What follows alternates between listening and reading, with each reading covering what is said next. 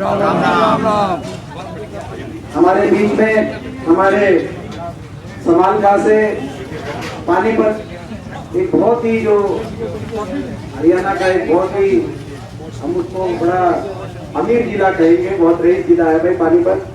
वहाँ से हमारे विधायक है समालका से हमारे भाई धर्म सिंह छोकर जी, हमारे बीच में हमारे फतेहाबाद से पूर्व CPS पूर्व विधायक हमारे भाई प्रहलाद सिंह गिलाखेड़ा जी, हमारे बरवाला हल्के से पूर्व CPS बहुत ही संघर्ष के हमारे साथी हमारे भाई रामनिवास भुरेला जी, हमारे नांगल चौधरी से पूर्व विधायक और बहुत ही हमारे विश्वासपात साथी पंडित राधेश्याम शर्मा जी, हमारे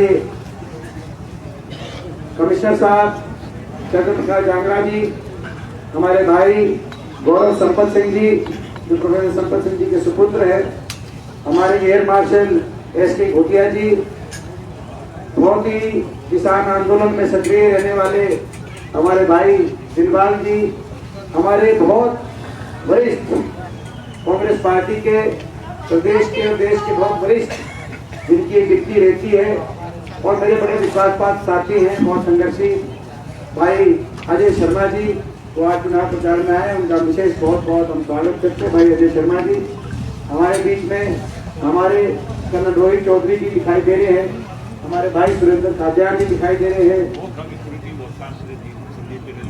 हमारे बीच में हमारे भाई संदीप मलिक जी, बहुत ही हमारे लिए मेरे बच्चे हैं सारे भाई संदीप जी, भाई इंद्रजीत जी, भाई राजू जी, हमारे भूपेंद्र कासिया जी और सभी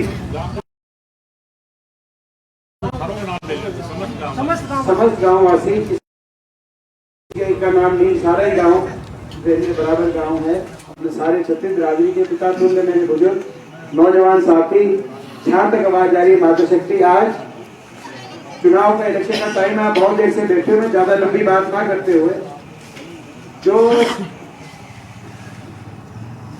इस बात के मायने हैं, थोड़ी बात क्योंकि मुझसे पहले काफी हद तक लोगों ने आपके बीच में बात की, मेरे को जो लगता है कि जो मेरे को आपसे निवेदन करना चाहिए वो मैं आपके बीच में रखना चाहता हूँ। आज आप पूरा हरियाणा आपकी तरफ देख रहा है, आजमपुर की तरफ पूरा हरियाणा देख रहा है, बटन एक दबेगा, लेकिन फैसले आपको दो देने। एक फैसला हरियाणा के भविष्य को की दिशा को तय करने वाला फैसला आपको देना है और दूसरा आजमपुर के आने वाले भविष्य को तय करने के लिए आप हरियाणा में जो ये सरकार है, इसी सरकार का 5 साल का और लाइसेंस इनको देना चाहते हो, इनका रिन्यू करना चाहते हो 5 साल और इस सरकार का लाइसेंस, या हरियाणा में बदलाव चाहते हो। और ऐसे ही आदमपुर में आप जिनको दोबारा से इनका लाइसेंस रिन्यू करना चाहते हो या बदलाव चाहते हो, ये फैसला आपको दोनों करना है। पहले तो मैं आप सबसे पूछता हूँ, ये जो सरकार 8-9 साल से जो बीजेपी की सरकार हरियाणा में खट्टर सरकार आपने देख ली सरकार, जिसमें हरियाणा बेरोजगारी में देश में नंबर 1 पहुंच गया, विकास ठप हो गया, ना किसी गांव में ना किसी शहर में। हरियाणा में सरकारी नौकरियां समाप्त कर दी गई, सरकारी भर्ती नहीं, कहीं औद्योगिक क्षेत्र लगे नहीं, विकास कार्य हुए नहीं, अर्थव्यवस्था चौपट हो गई। सरकार में किसान को आंदोलन करना पड़ा, 750 किसानों की जान चलेगी, छोटे छोटे गरीब आदमी के बच्चे को आज धरने पे बैठना पड़ा अपने स्कूलों को बंद करने से रोकने के लिए। ऐसी सरकार मैं आप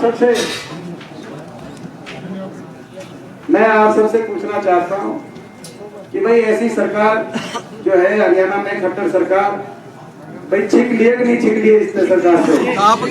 छिके बैठे हो कि नहीं छिके बैठे? इस सरकार को रखना चाहो हरियाणा में, इस सरकार को रखोगे या कि ये सरकार बदलोगे? बदलना चाहोगे? एक बार हाथ खड़ा करके मेरे बताओ, हरियाणा में बदलाव आप चाहते हो? और करा नहीं, इस सरकार ने कुछ नहीं किया। अंकल ये कह रहे हैं सरकार ने कुछ नहीं किया इसलिए बदले क्या? सही बात है।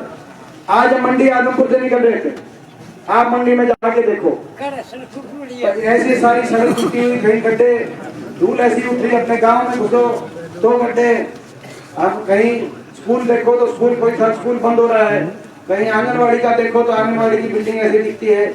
आपके सामने विकास कार्य पूरे हरियाणा में भट्टा बैठ गया, कहीं कोई औद्योगिक क्षेत्र लगाया नहीं। इंडस्ट्रियल मॉडल टाउनशिप जो हमारे समय कांग्रेस पार्टी की सरकार के समय हरियाणा के अंदर 8 औद्योगिक क्षेत्र इंडस्ट्रियल मॉडल टाउनशिप लगी थी। खट्टर साहब ने कह दिया जमीन एक्वायर नहीं करेंगे। एक्वायर नहीं करेंगे तो भाई अगर औद्योगिक क्षेत्र नहीं लगेंगे तो रोजगार कहाँ से आएगा? औद्योगिक क्षेत्र कहीं लगाया नहीं। थर्मल के कारखाने, जब आपकी सरकार थी, कांग्रेस पार्टी की सरकार, हरियाणा में बिजली पैदा करने के थर्मल के 6 कारखाने लगे थे, जिसमें एक खेतर में भी लगा था, आपको याद होगा, हिसार के अंदर। और ऐसे ही परमाणु का कारखाना फतेहाबाद में लगा था, जो आज की लगे, आज गोरखपुर के अंदर। आज इस सरकार को 8 साल हो गए, कोई एक थर्मल का बिजली पैदा करने का कारखाना नहीं लगाया, कोई औद्योगिक क्षेत्र नहीं लगाया, कोई नई यूनिवर्सिटी, कोई विश्वविद्यालय। अपने समय 12 हरियाणा के अंदर विश्वविद्यालय बने, यूनिवर्सिटीज बनी। हरियाणा के अंदर लगभग 90 नए कॉलेज बने और 2500 नए स्कूल बने, अपग्रेड स्कूल हुए। इस सरकार ने एक कोई यूनिवर्सिटी बनाई नहीं कहीं पूरे प्रदेश के अंदर, ना कोई जो है कॉलेज और यूनिवर्सिटी की बात तो दूर की बात है, स्कूल भी नए बनाने की दूर की बात है, स्कूलों को बंद कर रहे हैं। लगभग 4800 स्कूलों को मर्ज करके बंद कर दिया, 301 स्कूलों पे ताला लगाने का काम कर दिया, सरकारी नौकरी खत्म कर दी। सरकारी 8 साल से एक शिक्षक सरकारी भर्ती नहीं हुआ। ये हरियाणा देश में शायद इकलौता ऐसा प्रदेश है। ऐसी सरकार, इसी वजह से आज ना निवेश हुआ, क्योंकि जब तक निवेश इन्वेस्टमेंट नहीं हो तब तक उद्योग ना आए, इंडस्ट्री ना आए, फैक्ट्रियां ना लगे तो निजी क्षेत्र में रोजगार नहीं मिल सकता। और जब तक सरकारी नौकरी ना मिले तो आज हरियाणा का नौजवान देश में सबसे ज्यादा बेरोजगार, अगर कहीं का नौजवान है तो हरियाणा का नौजवान। आज ऐसी स्थिति खट्टर सरकार ने ला दी। इसीलिए बदलाव जरूरी है कि विकास का पहिया फिर घूमे हरियाणा में, खुशहाली आए हरियाणा में और हम आगे बढ़े हरियाणा में। आज ऐसी सरकार जिसने हर वर्ग को, कोई ऐसा वर्ग नहीं जिसको सड़क पे बैठने पे मजबूर ना होना पड़ा हो। बड़े बुजुर्ग, मैं देख रहा था 5 लाख बड़े बुजुर्गों की पेंशन कटी। बड़े बुजुर्ग जो है बहुत से उनकी जिनकी पेंशन कटी, वो धरने देने में मजबूर हो रहे हैं कि हमारी पेंशन बने। कईयों को तो मृतक घोषित कर दिया, वो धरना दे रहे हैं कि हम मृतक नहीं है। आपने देखा होगा जो है बड़े बड़े धरने हो रहे हैं। हमारा संकल्प है, 10 साल सरकार रही कांग्रेस पार्टी की, और उस समय हरियाणा देश में सबसे ज्यादा पेंशन हरियाणा में थी। देश में सबसे पहले 1000 पेंशन भी हरियाणा में हमारे समय हुई, किसी देश, दिल्ली में भी नहीं थी देश में। हमारा आज भी संकल्प है, आपके आशीर्वाद से मौका मिलेगा बदलाव का मौका मिलेगा। सारी जो पेंशन कटी है वो पेंशन तो दोबारा बनाएंगे। फैमिली आईडी का झंझट खत्म करेंगे ताकि पेंशन कटने का की तलवार ना अटके। और दोबारा से देश में सबसे ज्यादा 6000 बुढ़ापा पेंशन देश में हरियाणा में, ताकि अगर एक घर में पेंशन आए तो एक घर में 12000 पेंशन आए। जो महंगाई, देश में सबसे महंगाई जो खट्टर सरकार ने आज, क्योंकि अर्थव्यवस्था चौपट होगी, 3.5 लाख करोड़ का कर्जा हरियाणा में चढ़ गया, इसीलिए सबसे ज्यादा टैक्स हरियाणा में, सबसे ज्यादा महंगा डीजल, सबसे ज्यादा महंगा पेट्रोल, सबसे ज्यादा महंगा बिजली का बिल अगर देश में कहीं है तो हरियाणा में है। इसीलिए ये बदलाव जरूरी है, इसीलिए सबसे ज्यादा बुढ़ापा पेंशन हरियाणा में आए। और उसके साथ एक और हमारा संकल्प है, आपके आशीर्वाद से मौका मिलेगा तो भाई ये पेंशन तो बढ़ाएंगे, लेकिन साथ ही साथ महंगाई से राहत देने के लिए 300 यूनिट हर महीने बिजली के, 300 यूनिट फ्री हर उपभोक्ता को बिजली से राहत मिले।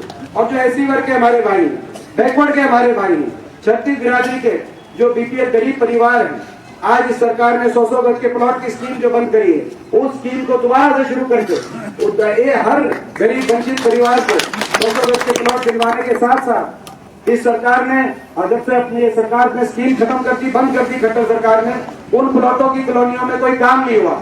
वहां पे विकास कार्य कराते हुए और हर गरीब वंचित परिवार को 2 कमरे का सरकारी मकान, 21 देके 2 कमरे का मकान बनवा के सरकार की तरफ से, ताकि एक राहत मिले, गरीब को इस बात की चिंता ना हो कि अगले दिन के सर पे क्या कोई छत, क्या कोई अपना छोड़ के जाएगा कि नहीं जाए। तो ये आज एक संकल्प है। इसी तरीके से किसान, ऐसी सरकार जिसने किसान पे ऐसी चोट मारी, 1-1.25 साल तक किसान बैठा रहा, 750 घरों के चिराग बुझ गए।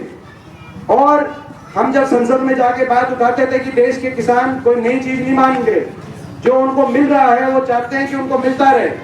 आप इनकी बात सुनो तो मना से देश की संसद में मजाक उड़ाते थे, खिल्ली उड़ाते थे।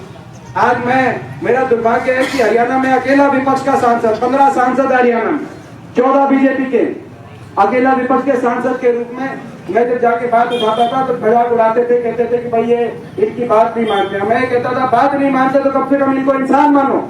ये धरने पे बैठे हैं, धरने पे अगर किसी की अगर जान चली जाए तो सरकार हिल जाती।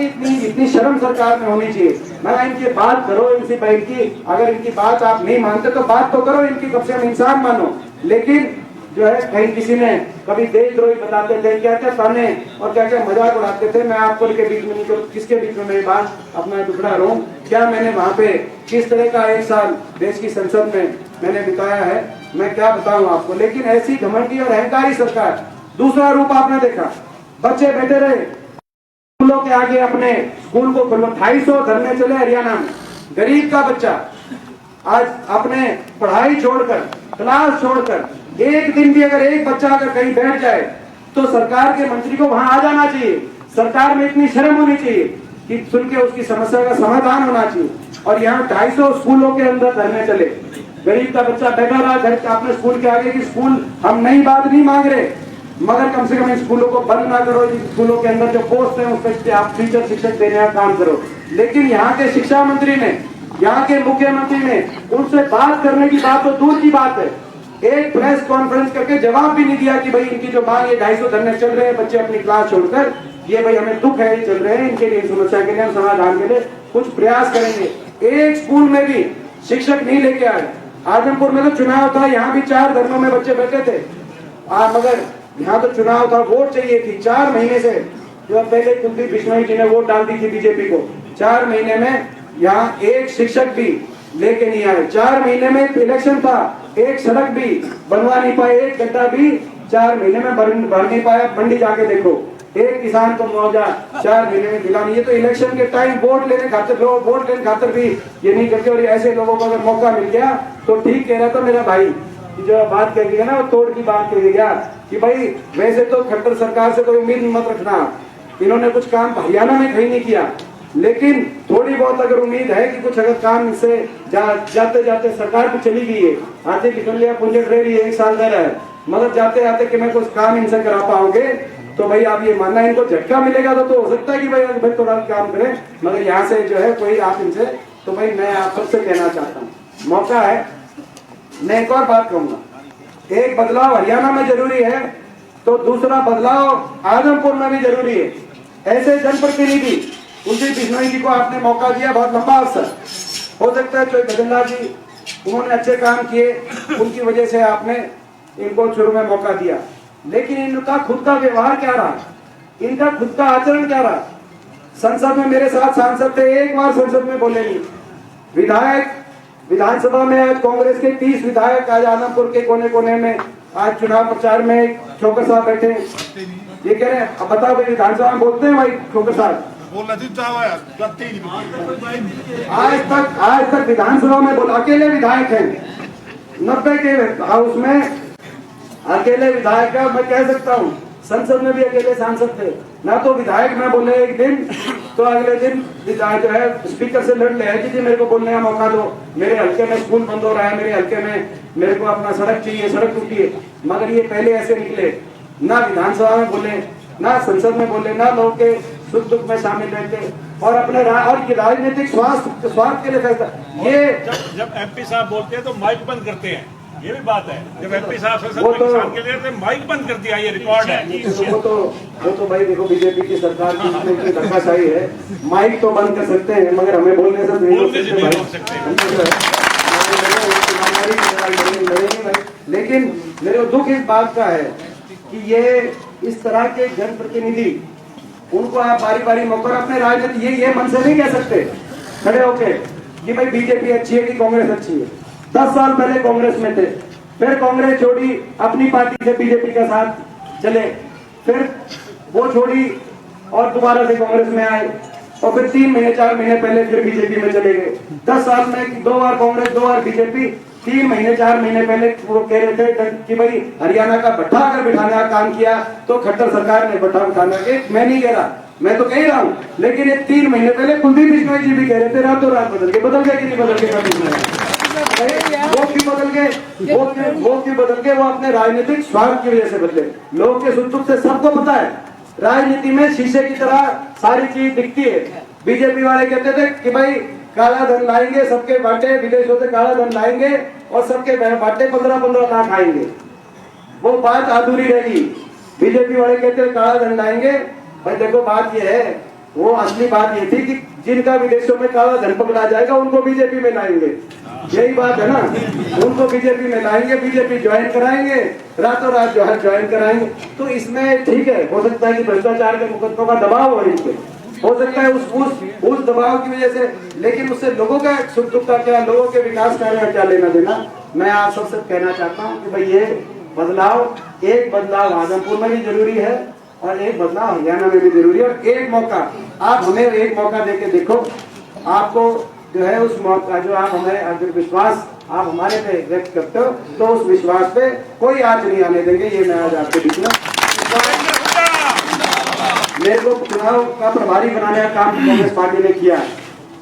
तो ये जो आपके बटन दबेगा एक, बदलाव होंगे दो, बटन दबेगा एक। और भाई नुमाइंदे हुड्डा साहब उस दिन आए थे मंडी में, हुड्डा साहब से कहे गए कि भाई इस बार जो है भाई एक जेपी विधायक बनेंगे और एक दूसरा विधायक के रूप में मैं विधानसभा में भाई एक वोट से दो विधायक बनेंगे विधानसभा में। तो भाई दो के साथ तीसरा आपका तीसरा बालक फ्री मानिए भाई। मेरी जिम्मेदारी है और तो आपके लिए लड़ाई वो विधानसभा चंडीगढ़ में लड़ेंगे, तो हम आपकी लड़ाई दिल्ली के अंदर लड़ेंगे। और जो है अपना दूसरी बात, जो एक और बात मेरे ख्याल कर विभान जी का भी कार्यक्रम है, जो हमारे प्रदेश अध्यक्ष है, ये भी देखो कितनी जो गए तो अपने हमें पता है कि क्यों गए बीजेपी में, अब किस तरह के दबाव थे। हाँ। और मगर जो उन्होंने पब्लिक में कहा वह ये कहा कि भाई उदय भान जी को बना दिया, इनसे कांग्रेस पार्टी को फायदा नहीं, इनके पास कुछ नहीं। जो थे उदय भान जी एक बहुत गरीब दलित परिवार से उठकर हरियाणा की विधानसभा में 4 बार लगातार जो है वो अपना विधायक रहने वाले एक जमीनी नेता, क्या वो गरीब घर में पैदा हुए थे, क्या वो दलित घर में पैदा हुए थे? क्या ये कसूर है कि उनको ये कहा जाए कि भाई ये इनको बना दिया और इनके जो है उनकी काबिलियत पे और इनके पास कुछ नहीं, इसीलिए मैं तो भाई हम ये इस तरह के जो जनप्रतिनिधि है भाई ऐसे जनप्रतिनिधियों से मैं समझता हूँ बदलाव आपका फर्ज बनता है। आज राजनीतिक में नैतिकता और अनैतिकता का ये लड़ाई है, तो इस लड़ाई में आप हमारा साथ दो। आपको जो है अपना पूरे हमारा प्रयास होगा भाई ये कमाल कर दिया भाई, पूरे गांव में हाथ खड़े कर दिए बोलने की, फिर इतनी देर तक मेरा गला बिठाने की जरूरत नहीं। आपका बहुत बहुत धन्यवाद। जय हिंद जय राम।